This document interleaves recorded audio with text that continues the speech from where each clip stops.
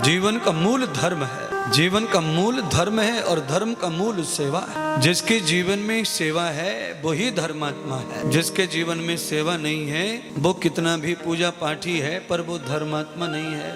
पूजा पाठ धर्म का एक अंग है, 10 अंग है धर्म के।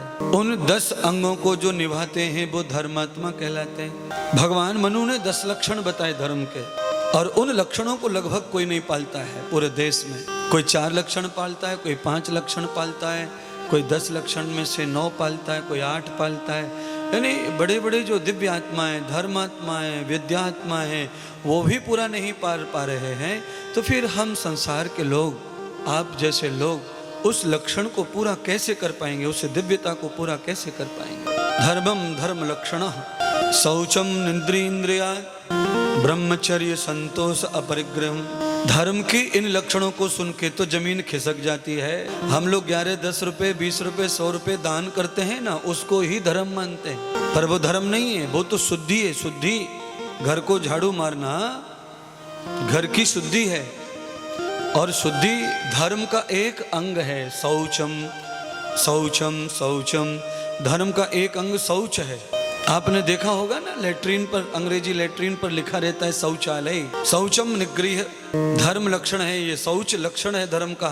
तन की, मन की पवित्रता धर्म का एक लक्षण है। इंद्रियों की, मन बुद्धि चित्त की संतोष धर्म का दूसरा लक्षण है। निगृह, जरूरत से ज्यादा इकट्ठा नहीं करना भी धर्म का ही लक्षण है। सहन करना, तप, ये भी धर्म का ही लक्षण है। यावतम कृतम शील, शील भी धर्म का ही लक्षण है।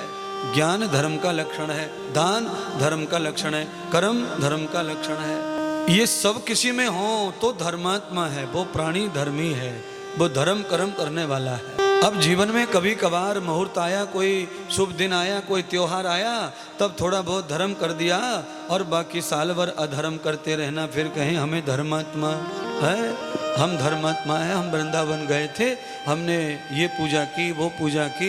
ये इतना तो ठीक है, वृंदावन गए तो पूजा कर ली मतलब में, स्वार्थ में, पर ये धर्म कहाँ है?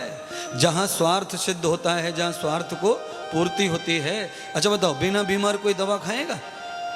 बीमार है नहीं, दवा खाएं दवा खाएं दवा खाएं, कौन खाएगा?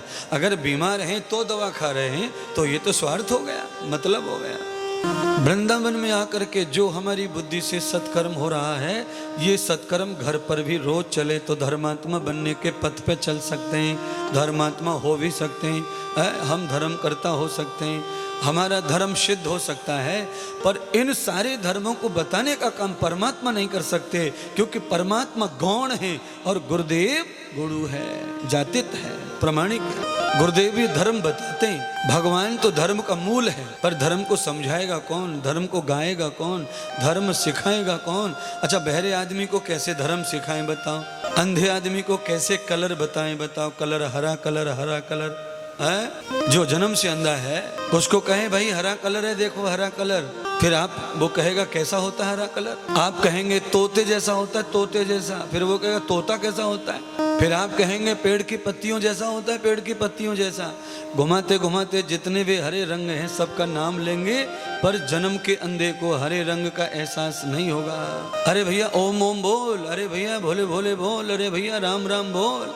बहरा आदमी समझेगा, पर कैसे समझे, कैसे बोले? पर गुरुदेव बहरे को भी ओम और राम समझा देते हैं, उनके पास वो थ्योरी भी होती है।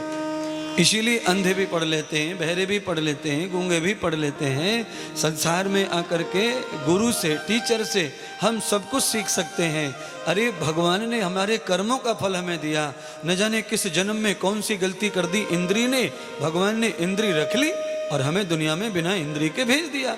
जिस चीज का हमने व्यवहार ठीक नहीं किया, परमात्मा ने वो हमसे ले लिया। भगवान ने अपना काम किया, हमने अपना दंड ले लिया। अब इस दंड में भी मुक्ति, इस दंड में भी कल्याण अगर कर सकते हैं तो वो गुरुदेव हैं, वो परमात्मा भगवान गुरुदेव हैं। इसीलिए हमारे यहाँ गुरु की बड़ी महिमा है।